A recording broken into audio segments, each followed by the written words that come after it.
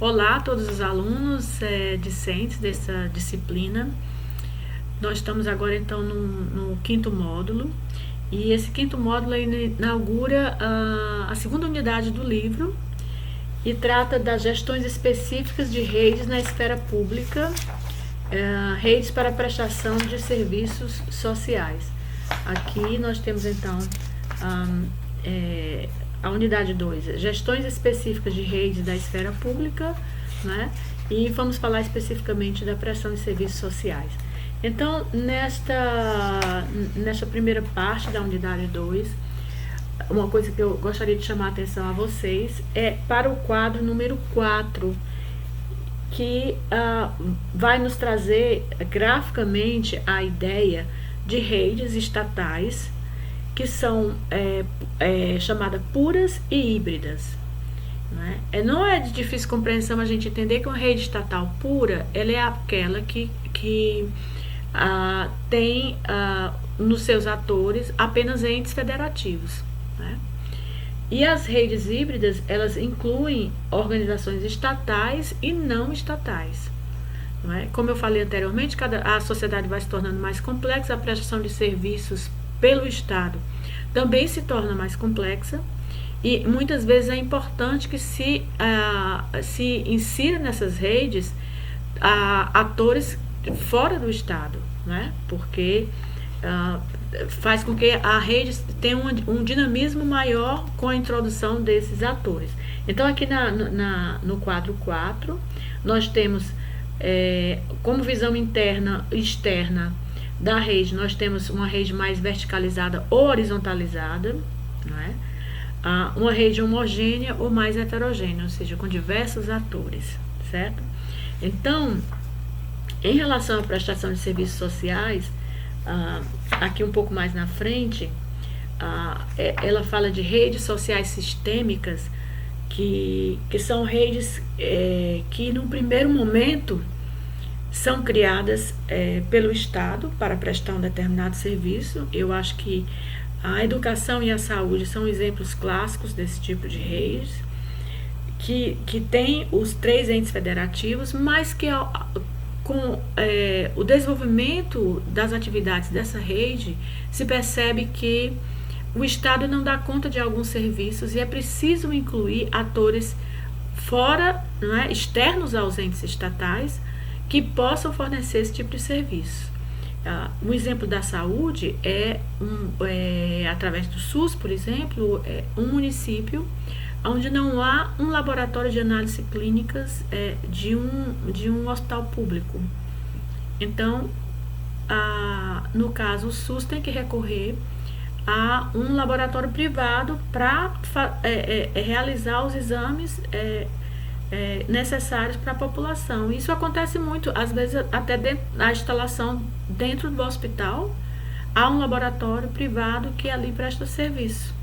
Então, ali aquela rede deixou de ser uma rede estatal pura e passou a ser uma rede híbrida. No entanto, continua sendo uma rede verticalizada, aquele nó da rede, né? Aquela organização, ela tem uma tarefa periférica e subordinada à rede, apenas presta serviços de acordo com a demanda que é colocada para ela de forma contratual, certo?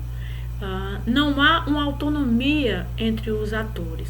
Isso seria um segundo momento, uma segunda fase, né, dessas redes estatais híbridas, seria que os atores eles tivessem mais autonomia dentro da própria rede. Né?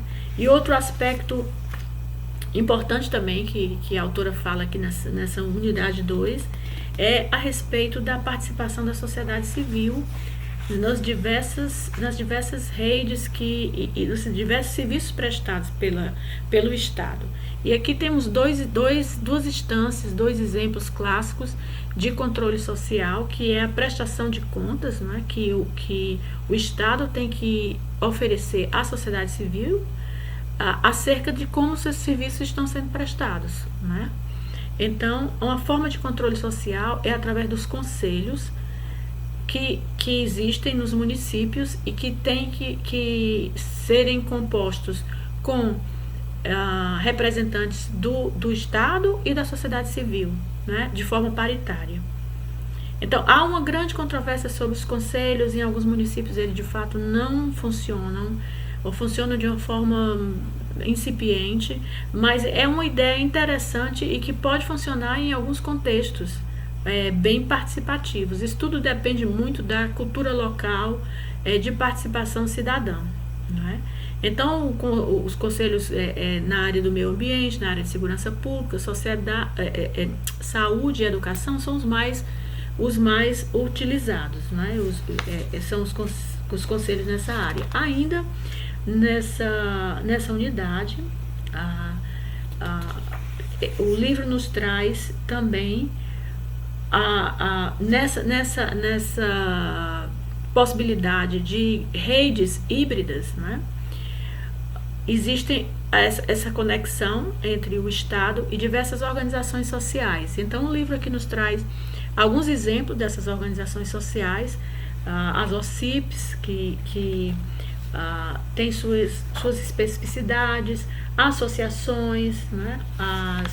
A Sociedade de Economia Mista.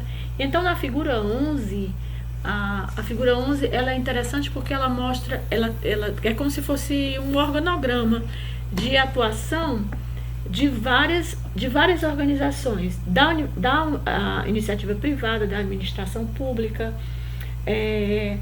atividades públicas descentralizadas. Então, é importante porque é um número imenso de organizações que compõem essas redes, que muitas vezes, quando nós pensamos num serviço oferecido pelo Estado, a gente não pensa no número enorme de organizações que muitas vezes fazem parte de algumas redes para a oferta de serviços sociais. Então, aqui nós temos essas tipologias, né, que tem organizações que representam o mercado, o setor social, a administração pública, vários setores da sociedade, né, incorporados nessas redes.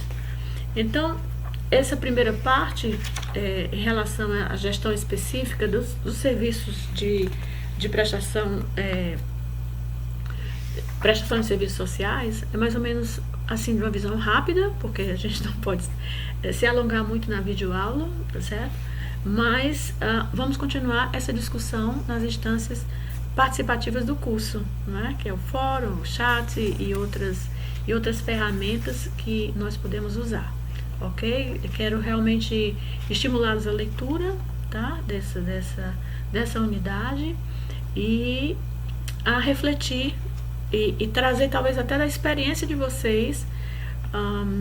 É isso que eu peço nas atividades, que vocês problematizem, criando uma organização, uma rede com várias organizações, para que a gente possa exemplificar como isso funciona, ok?